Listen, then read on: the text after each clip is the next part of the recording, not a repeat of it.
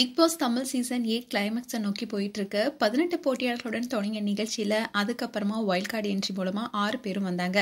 இறுதி நேரங்கிறதுனால போட்டியாளர்களுக்கு ஆதரவா வெளியிலையும் பலரும் தீவிரமா வேலை பார்த்துட்டு வராங்க. இந்நிலையில ஷூட்டிங்ல வழக்கமான விசாரிப்புக்கு அப்புறமா எவிக்ஷனுக்கான நேரமும் வந்திருக்கு. பிக் பாஸ் நிகழ்ச்சி முடிய இன்னும் நடுவுல ஒரே வாரம் இருக்கிறதுனால பிக் பாஸ் வீட்டுக்குள்ள இப்போ 10 பேர் இருப்பதனாலையும் இந்த வாரமும் டபுள் எவிக்ஷன் இருக்கும்னு எதிர்பார்க்கப்பட்டுச்சு. அதே மாதிரி இப்போ டபுள் எவிக்ஷனே நிகழ்ந்திருப்பதனால இதுல முதல் நாள் ராணவ் வெளியேறியிருக்காரு. இதை நேற்று எபிசோட்ல ஒளிபரப்பானுச்சு. ரசிகர்களுடைய ஓட்ஸ் அடிப்படையில ராணவ் முதல்ல வெளியேற்றப்பட்டிருப்பதா கூறப்பட்டுச்சு. இந்நிலையில பிக் பாஸ் போட்டியில இருந்து மஞ்சரி எவிட்டாகி வெளியேறியிருக்காங்க. ராணவ் மஞ்சரி 2 பேருமே வைல்ட் கார்டு என்ட்ரி மூலமா நிகழ்ச்சிக்குள்ள வந்தவங்க. ராணவ் மேல சில வாரங்களிலேயே விஜய் சேதுபதியை விமர்சனம் வச்சது நினைவிருக்கலாம். இதை தொடர்ந்து டாஸ்க்ல கையில அடிபட்டதுனால கட்டு போட வேண்டியதா இருந்தது. டிக்கெட் டு ஃபினாலிக்கான ஒரு போட்டியில அவரால் கலந்து கொள்ளவும் முடியல.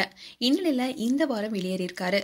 மஞ்சரியை பொறுத்த வரைக்கும் வலுவான போட்டியாளர்களாவே அறியப்பட்டு வந்த நிலையில அவங்களும் வெளியேற்பது அவங்களுடைய ஆதரவாளர்களை அப்செட் செஞ்சிருக்கு. அண்ட் ராணுவ எலிமினேட் ஆகி வீட்டுக்கு போன நிலையில அவங்க வீட்டுல ஆரத்தி எடுத்து வரவேற்றிருக்காங்க. அது அவங்க தங்கை ஏஞ்சல் அவங்களுடைய இன்ஸ்டாகிராம் பேஜ்ல ஷேர் பண்ணிருக்காங்க. அதோட அவங்க என்ன சொல்லிருக்காங்கன்னா, வெல்கம் பேக் அண்ணா, எல்லாருக்குமே தெரியும் அன்ஃபேர் எவிக்டட்னு.